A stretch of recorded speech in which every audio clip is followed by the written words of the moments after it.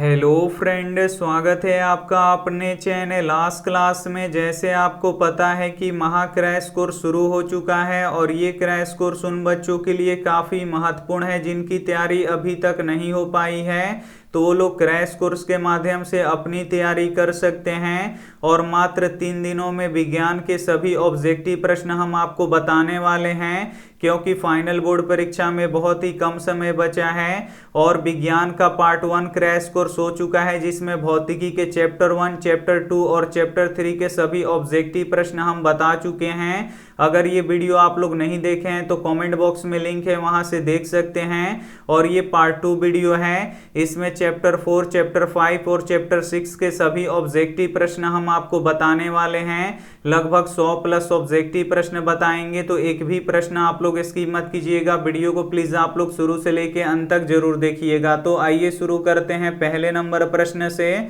तो पहला नंबर प्रश्न है कि आवेश के प्रवाह के दर को क्या कहते हैं।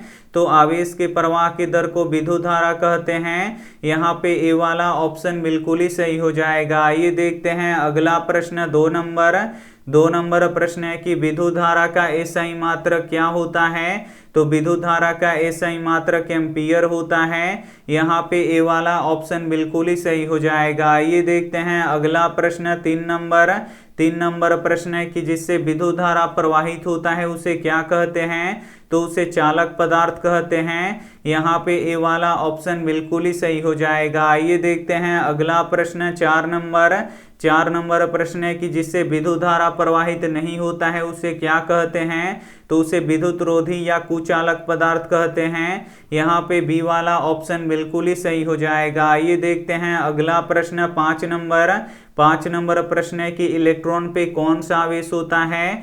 तो इलेक्ट्रॉन पे ऋण आवेश होता है। यहाँ पे बी वाला ऑप्शन बिल्कुल ही सही हो जाएगा। आइए देखते हैं अगला प्रश्न, 6 नंबर प्रश्न है कि प्रोटॉन पे कौन सा आवेश होता है। तो प्रोटॉन पे धन आवेश होता है। यहाँ पे ए वाला ऑप्शन बिल्कुल ही सही हो जाएगा। आइए देखते हैं अगला प्रश्न,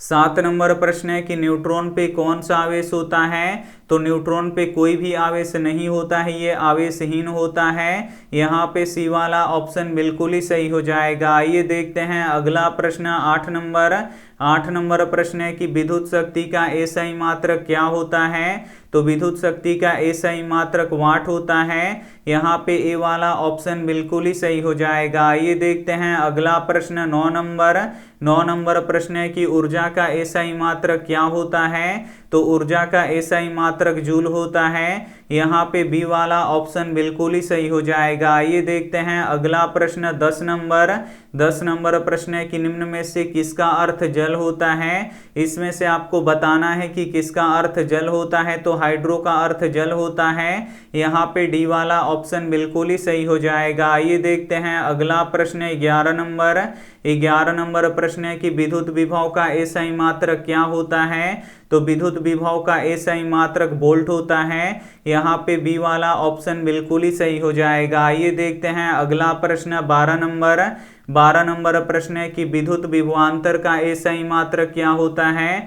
तो विद्युत विभवांतर का एसआई मात्रक वोल्ट ही होता है। यहाँ पे बी वाला ऑप्शन बिल्कुल ही सही हो जाएगा। आइए देखते हैं अगला प्रश्न, 13 नंबर प्रश्न है कि बैटरी से किस प्रकार की धारा प्रवाहित होती है।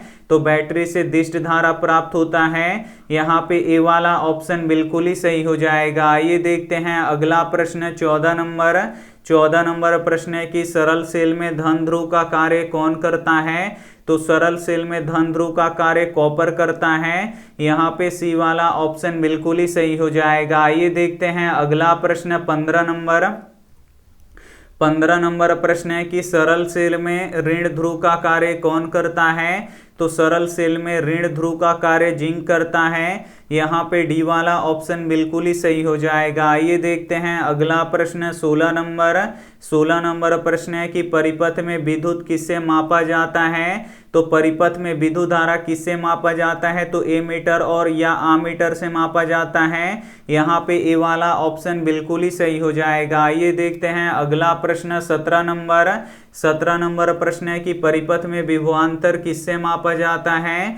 तो परिपथ में विभवांतर वोल्ट मीटर से मापा जाता है। यहाँ पे बी वाला ऑप्शन बिल्कुल ही सही हो जाएगा। आइए देखते हैं अगला प्रश्न 18 नंबर प्रश्न है कि ए मीटर को विद्युत परिपथ में किस क्रम में जोड़ा जाता है। तो ए मीटर को विद्युत परिपथ में श्रेणी क्रम में जोड़ा जाता है। यहाँ पे ए वाला ऑप्शन बिल्कुल ही सही हो जाएगा। आइए देखते हैं अगला प्रश्न 19 नंबर प्रश्न है कि वोल्ट मीटर को विद्युत परिपथ में किस क्रम में जोड़ा जाता है। तो वोल्ट मीटर को विद्युत परिपथ में समानांतर क्रम में जोड़ा जाता है। यहाँ पे बी वाला ऑप्शन बिल्कुल ही सही हो जाएगा। आइए देखते हैं अगला प्रश्न 20 नंबर प्रश्न है कि ओम के नियम में किसका मान अचर होता है। तो ओम के नियम में ताप का मान अचर होता है। यहाँ पे बी वाला ऑप्शन बिल्कुल ही सही हो जाएगा। आइए देखते हैं अगला प्रश्न 21 नंबर प्रश्न है कि जब किसी तार से विद्युत धारा प्रवाहित होता है तब उसमें गतिशील कण होते हैं। यहाँ पे आपको बताना है कि जब किसी तार से विद्युत धारा प्रवाहित होता है तब उसमें गतिशील कण होते हैं, तो इलेक्ट्रॉन होते हैं। यहाँ पे डी वाला ऑप्शन बिल्कुल ही सही हो जाएगा। आइए देखते हैं अगला प्रश्न 22 नंबर प्रश्न है कि इलेक्ट्रॉन पे आवेश कितना होता है। तो इलेक्ट्रॉन पे आवेश 1.6 × 10⁻⁻19 कूलाम होता है। इसे आपको याद रखना है। यहाँ पे ए वाला ऑप्शन बिल्कुल ही सही हो जाएगा। आइए देखते हैं अगला प्रश्न 23 नंबर प्रश्न है कि विद्युत आवेश का एसआई मात्रक क्या होता है। तो विद्युत आवेश का एसआई मात्रक कूलाम होता है। यहाँ पे ए वाला ऑप्शन बिल्कुल ही सही हो जाएगा और कूलाम को सी से सूचित करते हैं, तो ये भी साथ में आपको याद रखना है। आइए देखते हैं अगला प्रश्न 24 नंबर प्रश्न है कि जूल प्रति कूलम किसके बराबर होता है। तो जूल प्रति कूलम ये वोल्ट के बराबर होता है। यहाँ पे बी वाला ऑप्शन बिल्कुल ही सही हो जाएगा। आइए देखते हैं अगला प्रश्न 25 नंबर प्रश्न है कि निम्न में से किसमें धन या ऋण आवेश का चिन्ह नहीं होता है। तो किसमें धन और ऋण आवेश का चिन्ह नहीं होता है। तो कुंडली में नहीं होता है। यहाँ पे सी वाला ऑप्शन बिल्कुल ही सही हो जाएगा। आइए देखते हैं अगला प्रश्न 26 नंबर प्रश्न है कि विद्युत धारा उत्पन्न करने वाली युक्ति को क्या कहते हैं। तो विद्युत धारा उत्पन्न करने वाली युक्ति को जनित्र कहते हैं। यहाँ पे सी वाला ऑप्शन बिल्कुल ही सही हो जाएगा। आइए देखते हैं अगला प्रश्न 27 नंबर प्रश्न है कि किलोवाट घंटा किसका मात्रक होता है। तो जो किलोवाट घंटा होता है ये विद्युत ऊर्जा का, यहाँ पे ऊर्जा का एसआई मात्रक होता है। यहाँ पे सी वाला ऑप्शन बिल्कुल ही सही हो जाएगा। आइए देखते हैं अगला प्रश्न 28 नंबर प्रश्न है कि विद्युत बल्ब का तंतु बना होता है। तो विद्युत बल्ब का जो तंतु होता है ये टंगस्टन का बना होता है। यहाँ पे ए वाला ऑप्शन बिल्कुल ही सही हो जाएगा। आइए देखते हैं अगला प्रश्न 29 नंबर प्रश्न है कि विद्युत हीटर में किस तार का प्रयोग किया जाता है। तो विद्युत हीटर में नाइक्रोम के तार का प्रयोग किया जाता है। यहाँ पे बी वाला ऑप्शन बिल्कुल ही सही हो जाएगा। आइए देखते हैं अगला प्रश्न 30 नंबर प्रश्न है कि विद्युत बल्ब में कौन सी गैस भरा जाता है। तो विद्युत बल्ब में निष्क्रिय गैस भरा जाता है, इसे आपको याद रखना है। यहाँ पे ए वाला ऑप्शन बिल्कुल ही सही हो जाएगा। आइए देखते हैं अगला प्रश्न 31 नंबर प्रश्न है कि विद्युत फ्यूज किससे बना होता है। तो शीशा और टीन से मिलकर बना होता है, इसे आपको याद रखना है। यहाँ पे ए वाला ऑप्शन बिल्कुल ही सही हो जाएगा। आइए देखते हैं अगला प्रश्न 32 नंबर प्रश्न है कि विद्युत फ्यूज किस पे कार्य करता है। तो जो विद्युत फ्यूज होता है ये विद्युत धारा के ऊष्मीय प्रभाव पे कार्य करता है। यहाँ पे ए वाला ऑप्शन बिल्कुल ही सही हो जाएगा। आइए देखते हैं अगला प्रश्न 33 नंबर प्रश्न है कि प्रतिरोध का एसआई मात्रक क्या होता है। तो प्रतिरोध का एसआई मात्रक ओम होता है। यहाँ पे ए वाला ऑप्शन बिल्कुल ही सही हो जाएगा। आइए देखते हैं अगला प्रश्न 34 नंबर प्रश्न है कि प्रतिरोधकता का एसआई मात्रक क्या होता है। तो प्रतिरोधकता का एसआई मात्रक ओम मीटर होता है। यहाँ पे बी वाला ऑप्शन बिल्कुल ही सही हो जाएगा। आइए देखते हैं अगला प्रश्न 35 नंबर प्रश्न है कि परमाणु के नाभिक में उपस्थित होते हैं। तो परमाणु के नाभिक में प्रोटॉन और न्यूट्रॉन उपस्थित होते हैं। यहाँ पे ए वाला ऑप्शन बिल्कुल ही सही हो जाएगा। आइए देखते हैं अगला प्रश्न 36 नंबर प्रश्न है कि निम्न में से कौन विद्युत रोधी पदार्थ है। इसमें से आपको बताना है कि कौन विद्युत रोधी पदार्थ है। तो यहाँ पे जो कागज होता है ये विद्युत रोधी पदार्थ होता है। यहाँ पे डी वाला ऑप्शन बिल्कुल ही सही हो जाएगा। आइए देखते हैं अगला प्रश्न 37 नंबर प्रश्न है कि उदासीन तार का रंग कैसा होता है। तो उदासीन तार का रंग काला होता है, इसे आपको याद रखना है। यहाँ पे सी वाला ऑप्शन बिल्कुल ही सही हो जाएगा। आइए देखते हैं अगला प्रश्न 38 नंबर प्रश्न है कि किसी विद्युत तार के सतत वन पथ को क्या कहते हैं। तो किसी विद्युत तार के सतत वन पथ को विद्युत परिपथ कहते हैं। यहाँ पे ए वाला ऑप्शन बिल्कुल ही सही हो जाएगा। आइए देखते हैं अगला प्रश्न 39 नंबर प्रश्न है कि कौन विद्युत धारा के तापीय प्रभाव पे कार्य नहीं करता है। तो इसमें से आपको बताना है कि कौन विद्युत धारा के तापीय प्रभाव पे कार्य नहीं करता है। तो विद्युत पंखा नहीं करता है। यहाँ पे डी वाला ऑप्शन बिल्कुल ही सही हो जाएगा। आइए देखते हैं अगला प्रश्न 40 नंबर प्रश्न है कि कार्य करने की क्षमता को क्या कहते हैं। तो कार्य करने की क्षमता को ऊर्जा कहते हैं। यहाँ पे सी वाला ऑप्शन बिल्कुल ही सही हो जाएगा। आइए देखते हैं अगला प्रश्न 41 नंबर प्रश्न है कि ज्योति तीव्रता का एसआई मात्रक क्या होता है। तो ज्योति तीव्रता का एसआई मात्रक कैंडेला होता है। यहाँ पे ए वाला ऑप्शन बिल्कुल ही सही हो जाएगा। आइए देखते हैं अगला प्रश्न 42 नंबर प्रश्न है कि ऊष्मा और विद्युत का सबसे अच्छा चालक कौन होता है। तो ऊष्मा और विद्युत का सबसे अच्छा चालक चांदी होता है, इसे आपको याद रखना है। यहाँ पे बी वाला ऑप्शन बिल्कुल ही सही हो जाएगा। आइए देखते हैं अगला प्रश्न 43 नंबर प्रश्न है कि वो कौन सी धारा है जिसका मान बदलते रहता है। तो दिष्ट धारा का मान बदलते रहता है, इसे आपको याद रखना है। यहाँ पे बी वाला ऑप्शन बिल्कुल ही सही हो जाएगा। आइए देखते हैं अगला प्रश्न 44 नंबर प्रश्न है कि परिपथ की सुरक्षा के लिए किस युक्ति का प्रयोग होता है। तो परिपथ की सुरक्षा के लिए विद्युत फ्यूज का प्रयोग होता है। यहाँ पे ए वाला ऑप्शन बिल्कुल ही सही हो जाएगा। आइए देखते हैं अगला प्रश्न 45 नंबर प्रश्न है कि निम्न में से कौन विद्युत का सुचालक है। इसमें से आपको बताना है कि कौन विद्युत का सुचालक है। तो जो ग्रेफाइट होता है ये विद्युत का सुचालक होता है। यहाँ पे सी वाला ऑप्शन बिल्कुल ही सही हो जाएगा। आइए देखते हैं अगला प्रश्न 46 नंबर प्रश्न है कि जो लोहे तथा चुंबकीय पदार्थ को अपनी ओर आकर्षित करता है उसे क्या कहते हैं।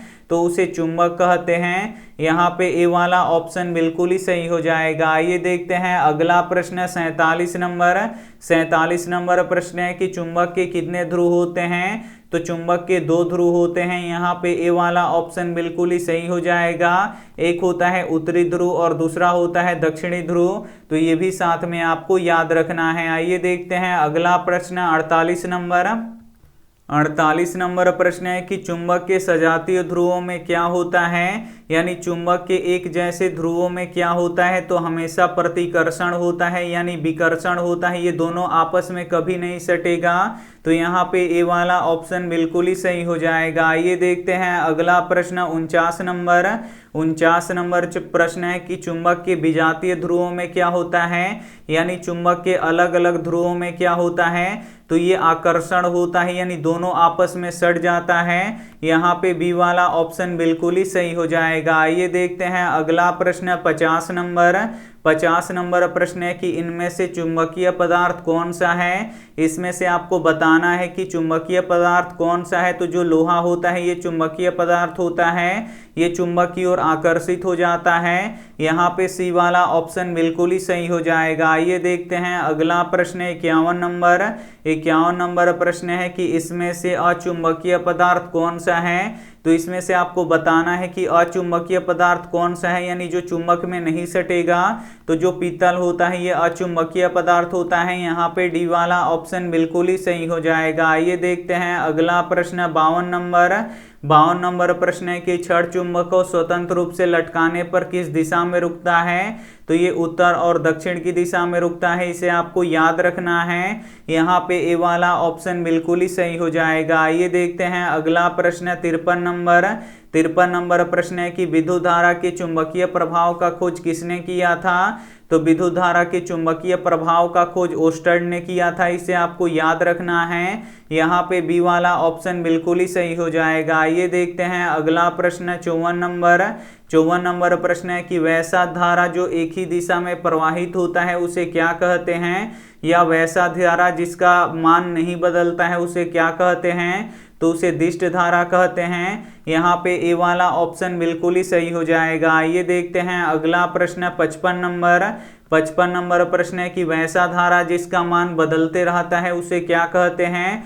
तो वैसा धारा जिसका मान बदलते रहता है उसे प्रत्यावर्ती धारा कहते हैं। यहाँ पे बी वाला ऑप्शन बिल्कुल ही सही हो जाएगा। ये देखते हैं अगला प्रश्न 56 नंबर प्रश्न है कि अतिभारण के समय परिपथ में धारा का मान कितना होता है, तो अतिभारण के समय परिपथ में धारा का मान अत्यधिक बढ़ जाता है। यहाँ पे सी वाला ऑप्शन बिल्कुल ही सही हो जाएगा। ये देखते हैं अगला प्रश्न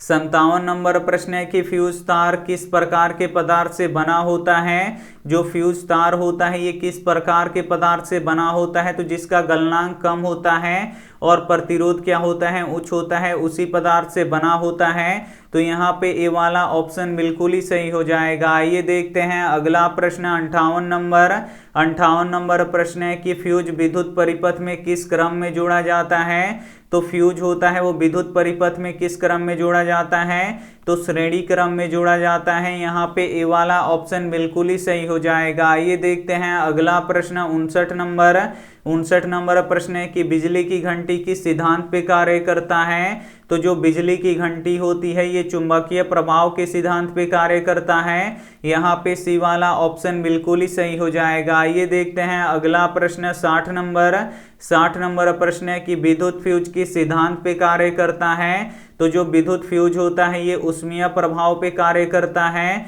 यहाँ पे ए वाला ऑप्शन बिल्कुल ही सही हो जाएगा। ये देखते हैं अगला प्रश्न 61 नंबर प्रश्न है कि डायनेमो से कैसी धारा प्राप्त होता है, तो डायनेमो से कैसी धारा प्राप्त होता है, तो प्रत्यावर्ती धारा और दिष्ट धारा दोनों धाराएं प्राप्त होती हैं। यहाँ पे सी वाला ऑप्शन बिल्कुल ही सही हो जाएगा। ये देखते हैं अगला प्रश्न 62 नंबर प्रश्न है कि विद्युत चुम्बक बनाने के लिए किस पदार्थ का प्रयोग किया जाता है, तो विद्युत चुम्बक बनाने के लिए नरम लोहा का प्रयोग किया जाता है। यहाँ पे सी वाला ऑप्शन बिल्कुल ही सही हो जाएगा। ये देखते हैं अगला प्रश्न 63 नंबर प्रश्न है कि अस्थायी चुम्बक बनाने के लिए किस पदार्थ का प्रयोग किया जाता है, तो अस्थायी चुम्बक बनाने के लिए किस पदार्थ का प्रयोग किया जाता है, तो इस्पात का प्रयोग किया जाता है। यहाँ पे ए वाला ऑप्शन बिल्कुल ही सही हो जाएगा। ये देखते हैं अगला प्रश्न 64 नंबर प्रश्न है कि चुंबकीय प्रेरण का खोज किसने किया, तो यहाँ पे आपको बताना है कि चुंबकीय प्रेरण का खोज किसने किया, तो माइकल फैराडे ने किया। यहाँ पे ए वाला ऑप्शन बिल्कुल ही सही हो जाएगा। ये देखते हैं अगला प्रश्न 65 नंबर प्रश्न है कि विद्युत धारा उत्पन्न करने वाली युक्ति को कहते हैं, तो जनित्र कहते हैं। यहाँ पे सी वाला ऑप्शन बिल्कुल ही सही हो जाएगा। ये देखते हैं अगला प्रश्न 66 नंबर प्रश्न है कि विद्युत जनित्र किस सिद्धांत पे कार्य करता है, तो जो विद्युत जनित्र होता है ये विद्युत चुंबकीय प्रेरण के सिद्धांत पे कार्य करता है। यहाँ पे डी वाला ऑप्शन बिल्कुल ही सही हो जाएगा। ये देखते हैं अगला प्रश्न 67 नंबर प्रश्न है कि डायनेमो यांत्रिक ऊर्जा को किस रूप में बदलता है, तो जो डायनेमो होता है ये यांत्रिक ऊर्जा को विद्युत ऊर्जा में बदलता है। यहाँ पे बी वाला ऑप्शन बिल्कुल ही सही हो जाएगा। ये देखते हैं अगला प्रश्न 68 नंबर प्रश्न है कि घरों में विद्युत से दुर्घटना किस कारण से होता है, तो घरों में विद्युत से दुर्घटना किस कारण से होता है, तो शॉर्ट सर्किट के कारण से होता है। यहाँ पे बी वाला ऑप्शन बिल्कुल ही सही हो जाएगा। ये देखते हैं अगला प्रश्न 69 69 नंबर प्रश्न है कि विद्युत मोटर विद्युत ऊर्जा को किस रूप में बदलता है। तो जो विद्युत मोटर होता है ये विद्युत ऊर्जा को यांत्रिक ऊर्जा में बदलता है, इसे आपको याद रखना है। यहाँ पे ए वाला ऑप्शन बिल्कुल ही सही हो जाएगा। आइए देखते हैं अगला प्रश्न 70 नंबर प्रश्न है कि सोलर सेल प्रकाश ऊर्जा को किस रूप में बदलता है। तो जो सोलर सेल होता है ये प्रकाश ऊर्जा को विद्युत ऊर्जा में बदलता है, इसे आपको याद रखना है। यहाँ पे सी वाला ऑप्शन बिल्कुल ही सही हो जाएगा। आइए देखते हैं अगला प्रश्न यहाँ पे 71 नंबर प्रश्न है कि घरेलू परिपथ में उदासीन तार का रंग कैसा होता है। यानी जो न्यूट्रल तार होता है ये कैसा होता है, तो ब्लैक होता है यानी काला होता है। यहाँ पे डी वाला ऑप्शन बिल्कुल ही सही हो जाएगा। और जो यहाँ पे विद्युतमय तार होता है वो कैसा होता है, तो रेड कलर यानी लाल तार होता है, इसे आपको याद रखना है। और जो अर्थ तार होता है वो हरा रंग का होता है, तो ये भी साथ में आपको याद रखना है। आइए देखते हैं अगला प्रश्न 72 नंबर प्रश्न है कि चुंबकीय क्षेत्र का एसआई मात्रक क्या होता है। तो चुंबकीय क्षेत्र का एसआई मात्रक टेस्ला होता है। यहाँ पे बी वाला ऑप्शन बिल्कुल ही सही हो जाएगा। आइए देखते हैं अगला प्रश्न 73 नंबर प्रश्न है कि स्विच किस तार में लगाया जाता है। तो जो स्विच होता है ये हमेशा गर्म तार में लगाया जाता है।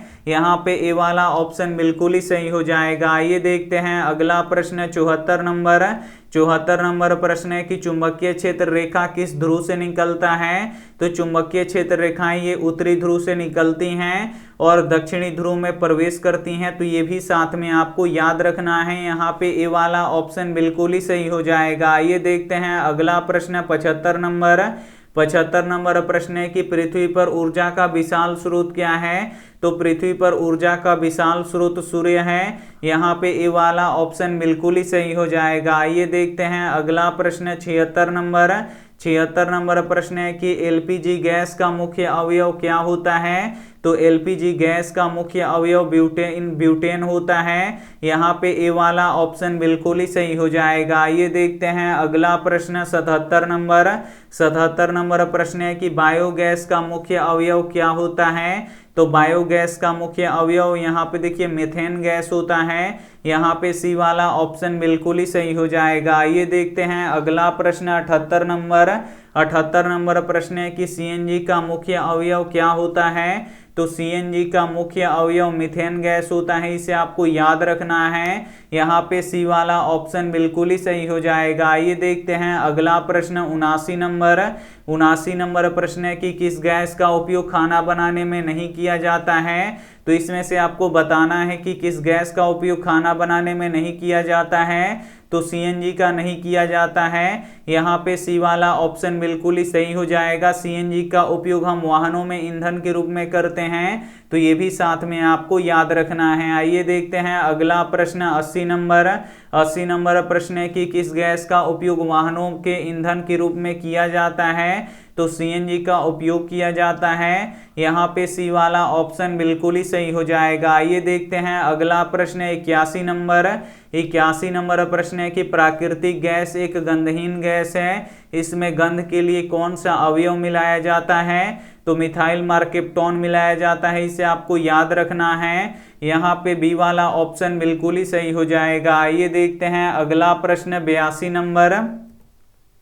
82 नंबर प्रश्न है कि पवनों का देश किसे कहते हैं। तो पवनों का देश डेनमार्क को कहते हैं, इसे आपको याद रखना है। यहाँ पे सी वाला ऑप्शन बिल्कुल ही सही हो जाएगा। आइए देखते हैं अगला प्रश्न 83 नंबर प्रश्न है कि पवन चक्की को चलने के लिए हवा की चाल कम से कम कितना होना चाहिए। तो पवन चक्की को चलने के लिए हवा का चाल कम से कम 15 किलोमीटर प्रति घंटा होना चाहिए। यहाँ पे ए वाला ऑप्शन बिल्कुल ही सही हो जाएगा। आइए देखते हैं अगला प्रश्न 84 नंबर प्रश्न है कि सोलर कुकर का उपयोग हम किस दिनों में नहीं कर सकते हैं। तो यहाँ पे देखिए बादलों वाले दिनों में हम नहीं कर सकते हैं सोलर कुकर का उपयोग, तो यहाँ पे बी वाला ऑप्शन बिल्कुल ही सही हो जाएगा। आइए देखते हैं अगला प्रश्न 85 नंबर प्रश्न है कि करोड़ों वर्षों तक पृथ्वी के सतह के अंदर दबे पौधे और पशुओं के अवशेष से जो ईंधन बनता है उसे क्या कहते हैं। तो तो उसे जीवाश्म ईंधन कहते हैं। यहाँ पे ए वाला ऑप्शन बिल्कुल ही सही हो जाएगा। आइए देखते हैं अगला प्रश्न 86 नंबर प्रश्न है कि निम्न में से कौन एक जीवाश्म ईंधन नहीं है। इसमें से आपको बताना है कि कौन एक जीवाश्म ईंधन नहीं है। तो कोयला, पेट्रोलियम और प्राकृतिक गैस ये तीनों जीवाश्म ईंधन हैं, लेकिन जो सोलर होता है ये जीवाश्म ईंधन नहीं है। तो यहाँ पे डी वाला ऑप्शन बिल्कुल ही सही हो जाएगा। आइए देखते हैं अगला प्रश्न 87 नंबर प्रश्न है कि कौन बिना ज्वाला का जलता है। इसमें से आपको बताना है कि कौन बिना ज्वाला का जलता है। तो जो कोयला होता है ये बिना ज्वाला का जलता है। यहाँ पे ए वाला ऑप्शन बिल्कुल ही सही हो जाएगा। आइए देखते हैं अगला प्रश्न 80 नंबर प्रश्न है कि निम्न में से कौन नवीकरणीय ऊर्जा का स्रोत है। इसमें से आपको बताना है कि कौन नवीकरणीय ऊर्जा का स्रोत है, यानी जो कभी खत्म होने वाला नहीं है।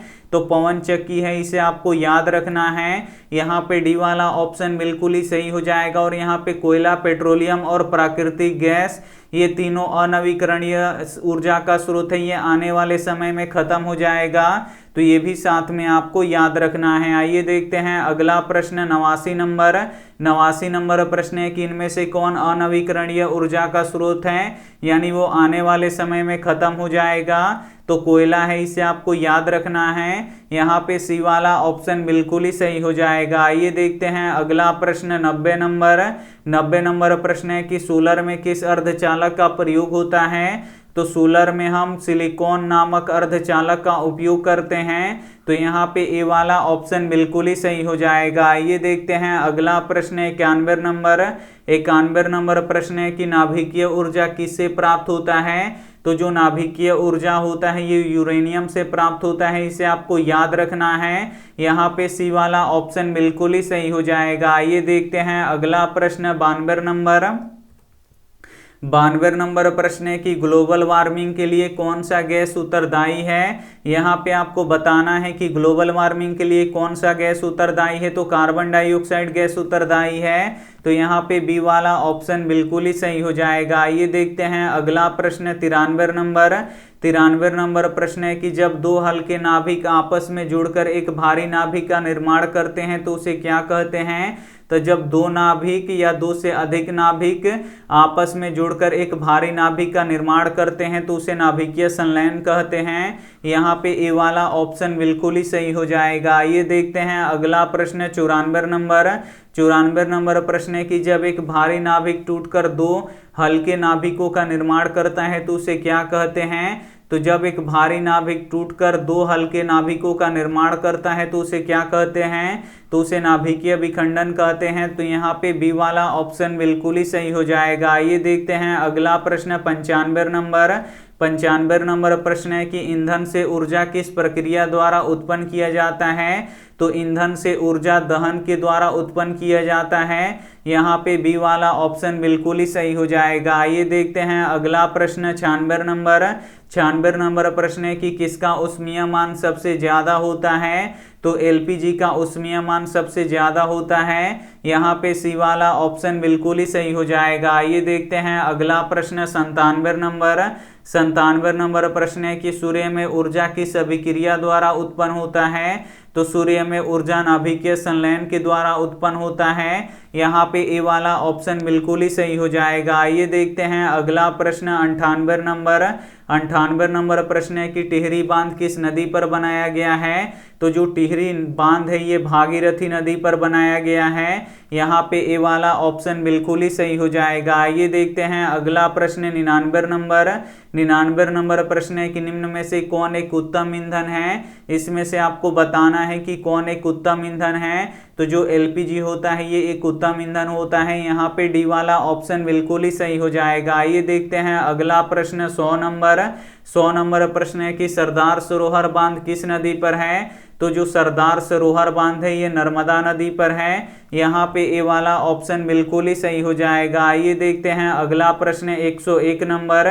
कि एलपीजी का विस्तृत नाम क्या होता है। तो एलपीजी का विस्तृत नाम होता है द्रवीभूत पेट्रोलियम गैस। यहाँ पे ए वाला ऑप्शन बिल्कुल ही सही हो जाएगा। आइए देखते हैं अगला प्रश्न 102 नंबर कि सीएनजी का विस्तृत नाम क्या होता है। तो सीएनजी का विस्तृत नाम होता है संपीड़ित प्राकृतिक गैस। यहाँ पे बी वाला ऑप्शन बिल्कुल ही सही हो जाएगा। आइए देखते हैं अगला प्रश्न 103 नंबर। 103 नंबर प्रश्न है कि डीजल का उपयोग होता है, तो डीजल का उपयोग कहाँ पे होता है, तो भारी वाहनों में उपयोग होता है, रेल इंजनों में इसका प्रयोग होता है, और यहाँ पे सी ऑप्शन है विद्युत उत्पादनों में भी इसका उपयोग होता है। तो यहाँ पे डी वाला ऑप्शन होगा इनमें से सभी, तो इनमें से सभी क्या हो जाएगा, यहाँ पे बिल्कुल ही सही हो जाएगा। आइए देखते हैं अगला प्रश्न 104 नंबर। 104 नंबर प्रश्न है कि ग्रीन हाउस गैसों का सबसे अधिक उत्सर्जन किसमें होता है, तो जीवाश्म ईंधनों को जलाने पर होता है। यहाँ पे ए वाला ऑप्शन बिल्कुल ही सही हो जाएगा। यहाँ पे भौतिकी के पूरा यहाँ पे ऑब्जेक्टिव प्रश्न हम आपको पढ़ा चुके हैं, और इसके पार्ट 1 में चैप्टर 1, चैप्टर 2 और चैप्टर 3 का ऑब्जेक्टिव प्रश्न पढ़ा चुके हैं। अगर नहीं देखे हैं तो कमेंट बॉक्स में लिंक है, वहां से देख सकते हैं। और इस पार्ट 2 वीडियो में चैप्टर 4, चैप्टर 5 और चैप्टर 6 का सभी ऑब्जेक्टिव प्रश्न हम आपको बता चुके हैं।